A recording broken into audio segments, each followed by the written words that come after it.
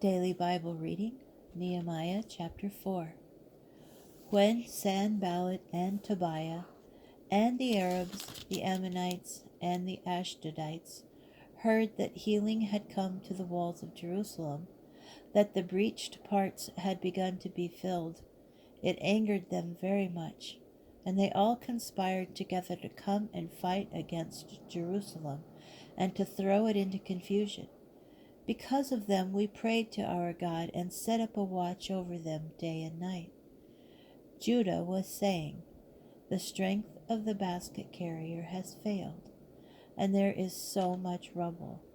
We are not able ourselves to rebuild the wall." And our foes were saying, "Before they know or see it, we shall be in among them and kill them and put a stop to the work." When the Jews living near them would arrive, they would tell us time and again, "From all the places where you shall come back to us." I stationed on the lower levels of the place, behind the walls on the bare rock. I stationed the people by families, with their swords, their lances, and their bows.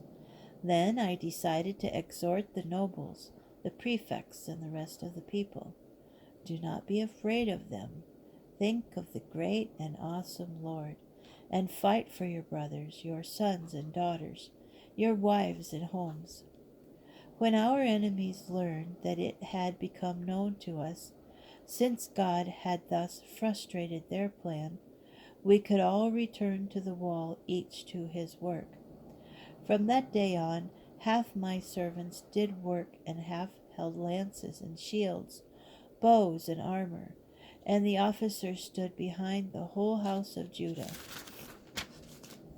who were rebuilding the wall. The basket carriers were burdened, doing work with one hand while the other held a weapon. As for the builders, each had his sword girded at his side as he was building. The trumpeter stood beside me. I said to the nobles, the prefects, and the rest of the people, "There is much work, and it is spread out. We are scattered over the wall, far from one another. When you hear a trumpet call, gather yourselves to me at that place. Our God will fight for us." And so we worked on, while half were holding lances, from the break of day until the stars appeared. I further said to the people at that time, "Let every man with his servant lodge in Jerusalem, that we may use the night to stand guard and the day to work." Nor did I, my brothers, my servants, or the guards following me ever take off our clothes, or each his weapon, even at the water.